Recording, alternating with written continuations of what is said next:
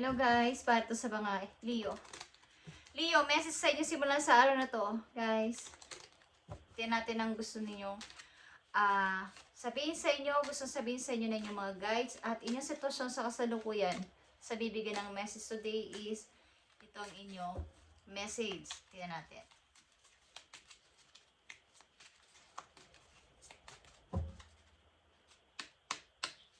Tingnan natin, Leo. Okay. Life is a series of constantly shifting cycles. Okay? When we are resist change, we resist the natural flow of life and create unnecessary stress.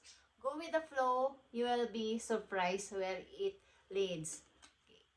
Kumbaga, ang nangyari sa buhay mo ay parang napakabilis na mga pagbabago at something shifting ang mga nangyari sa iyong buhay. Kumbaga ay ang bilis na mga pag-change at natural flow ito na nangyayari sa buhay mo o nangyari sa buhay mo na nakatanggal din ng maraming alalahanin at stress sa iyong buhay. So, sa inyong kasalukuyan, go with the flow, you'll be surprised where it leads. Huwag mong kontrahin ang nangyayari sa iyong kasalukuyan at magugulat ka na lang sa mga resulta nito. Okay? Kumbaga, huwag mong kontrahin ito kung ano man ang nangyayari sa ngayon. Sapagkat, ang bilis lang ng mga bagay sa buhay mo ngayon ang pabago-bago. Okay? Maaaring sa pag-ibig, sa career, o sa mga tao, sa mga nakasurround sa iyo, sa mga friends mo, or sa mga sitwasyon mo sa iyong buhay sa ngayon is napakabilis ng mga pagbabago. But, masusurprise ka dito kung ikaw ay susunod na lang sa agos ng sitwasyon at huwag mo itong kukontrahin. Pagkat maganda ang magiging resulta nito, Leo, sa'yo. Okay? Tingnan natin ang kapaloob dito, Leo. Para to sa mga Leo. Simula sa araw na to, I need 3 messages dito sa mga Leo. 8 of Cups is here, okay. Something ito ay full of emotion ng taong bawa is yung sobrang pagmamahal, sobrang pag-i-invest ng pagmamahal. Kahit ito ay sa pag-ibig o sa inyong mga pamilya o kahit saan sa mga kaibigan nyo. Sobrang pag-invest ng pagmamahal na kayo yung nag-give. Meron ditong umalis kapagkat sobra, nasusobrahan na sapagkat give nang ang give. Kumbaga wala namang natatanggap sa binibigyan niya ng pagmamahal o ng panahon, halaga, is wala. So, andito yung paglayo, guys. Bagamat masakit, may paglayo dito ang isang person. Mali ikaw to, Leo. Andito ang 8 of Sword. Okay. 4 of Cups and the Ace of Sword. So, andito nga talaga yung bigat sa kalooban, guys. At, kumbaga guys, may pagdududa man at paninimbang sa sitwasyon na to is mukhang kayo ay may mga natutunan, lesson learned sa nangyari. Kahit sabihin natin na may pagdududa sa inyong mga desisyon o didesisyonan is may paglayo ditong nangyari sapagkat sobra na. Okay? Sobra na yung pag-invest ko dito ng aking emosyon o ng pagpapahalaga, pagmamahal sa mga tao na to. Pero ang nangyayari is dito yung pagtitiis ko. At winawalang bahala ko. So, maaaring nagkaroon ka dito ng katauhan. Okay? Natauhan ka sa iyong sitwasyon. So, tingnan natin to, Leo.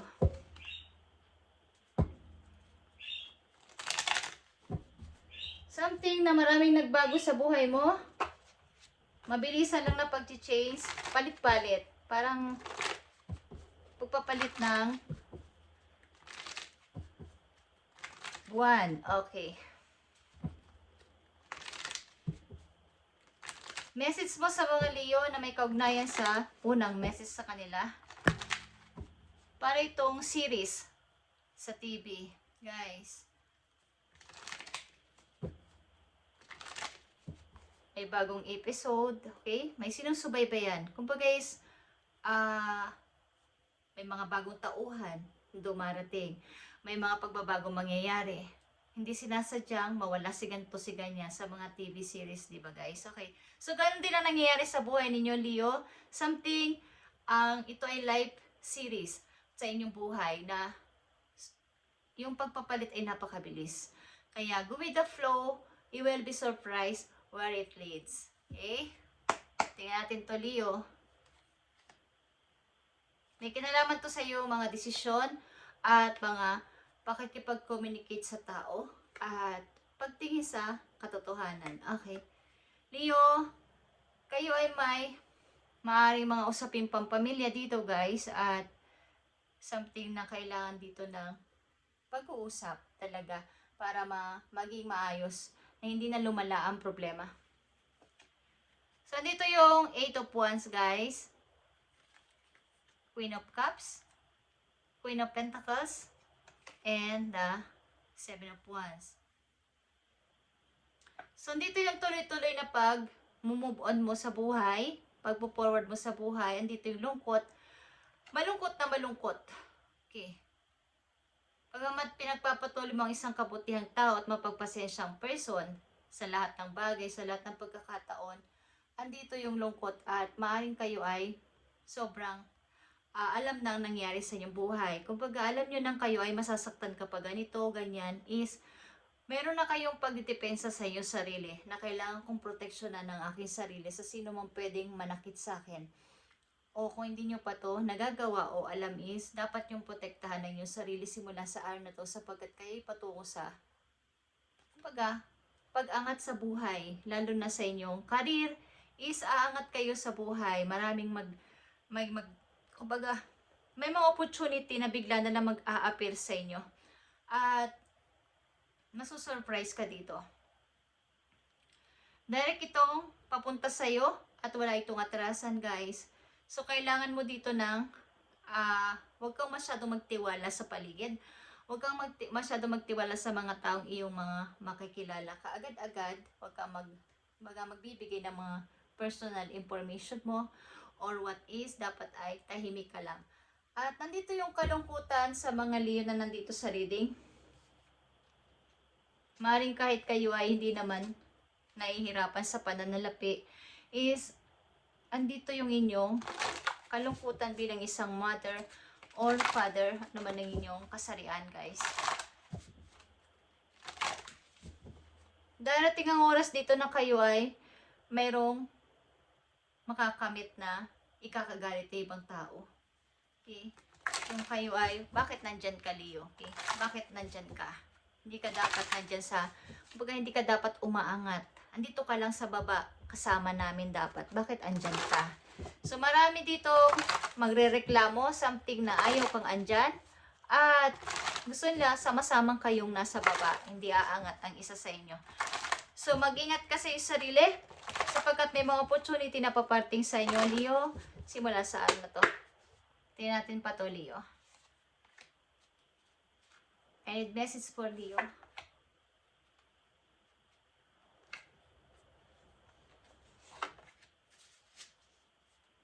Meron dito ang King of Wands, guys. Aries, Leo to. Page of Cups, 9 of Cups, and the King of Cups, guys. Something, may taong interesado sa'yo, Leo. Meron sa'yo magbibigay ng message dito.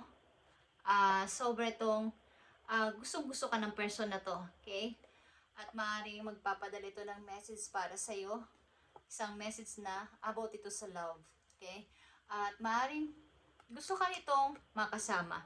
Gusto ka nitong makilala pa ng husto. Guys. So, maaaring mayroon ditong wow. May mga bagong tao mag-a-appear sa iyong landas, Leo, sa mga susunod na araw.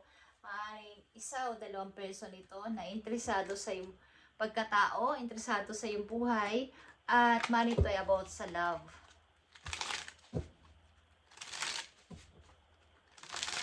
So, tuloy-tuloy dito ang pag-angat mo sa buhay, guys. Sa mga Leo nandito sa reading, at huwag mong pabayaan ang iyong sarili na basta-bastahin nila. May mga taong ayaw kang magtatagumpay dito. Punong-puno dito. Marami ditong fire sign, and andito din ang earth sign, water sign, guys. Aries, Leo, Sagittarius. Cancer is here. Capricorn is here.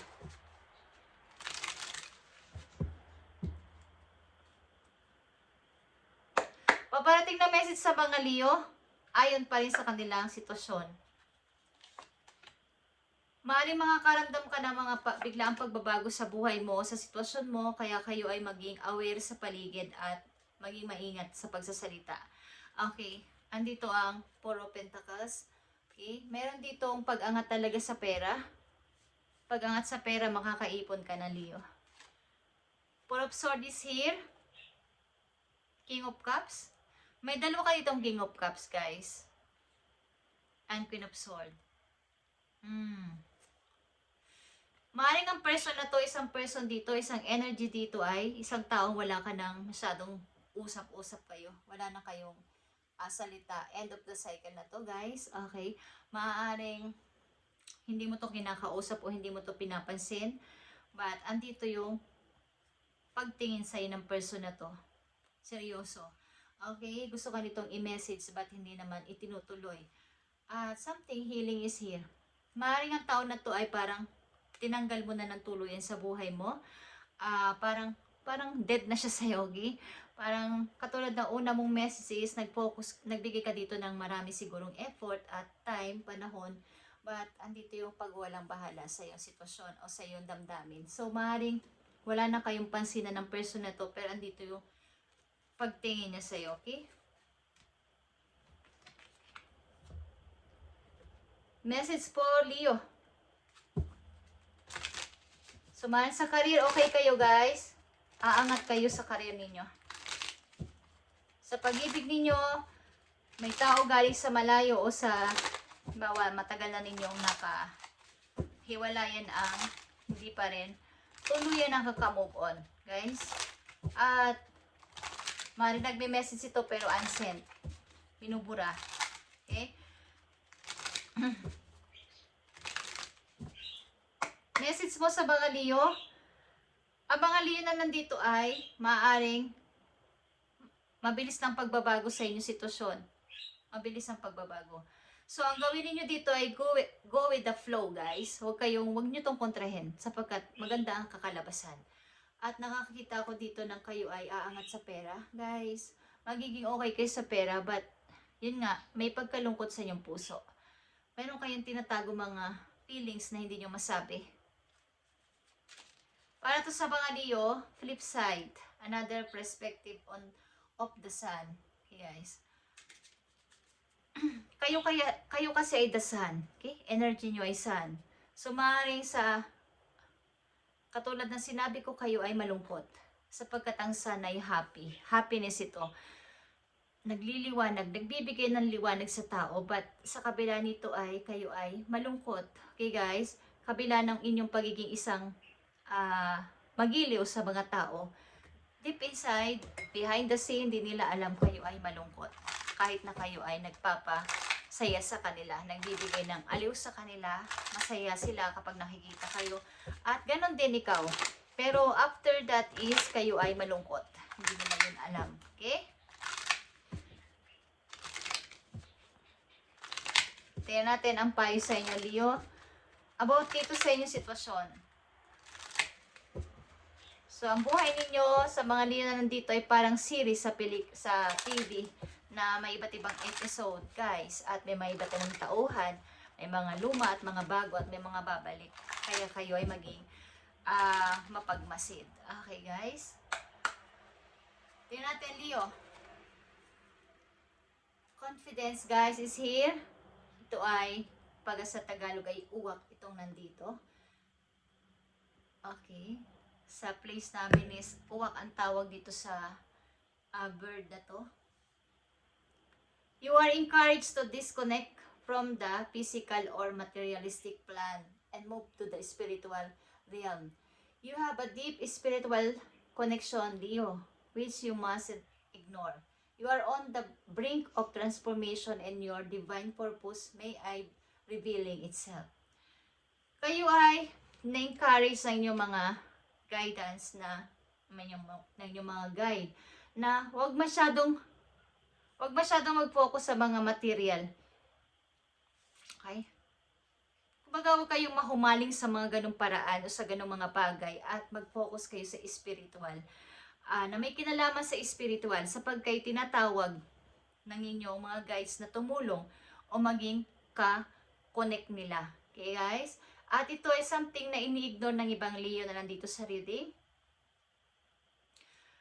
Nakatakda kayong mag-transform. Something big transformation ito. Big changes sa inyong buhay na hindi nyo pa nalalaman. May purpose kayo dito sa mundo. Okay? May gift kayo. At hindi nyo ito ay divine purpose guys. Itinakda itong mangyari sa inyo. Bagay lang sa inyo dito ay maaaring humble servant. Okay? Yung mga taong hindi nagpapakita ng baga ayaw nilang maging malungkot ang ibang tao dahil sila'y malungkot. Ang mga Leo na nandito ay may pagtitiis. Kahit na sila na yung mag-sacrifice, wag lang maging makasakit o magpalungkot, maging malungkot ang iba. Kahit sila ay maging malungkot na, wag lang ang iba. Masaya sila sa tagumpay ng iba. Okay? Okay, Leo, kayo ay wag masyadong mag-focus ng maraming percent sa material or sa physical. Baga, physical or materialistic plan. Yung mga planong ganon. At hinihiling kayo dito na maging mas patatagin nyo pa ang inyong spiritual relationship sapagkat kayo ay may divine purpose sa inyong sa paligid ninyo, sa mga taong nakapaligid sa inyo.